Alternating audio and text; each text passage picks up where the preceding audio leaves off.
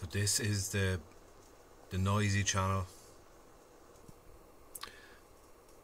and this is the channel that has no static noise.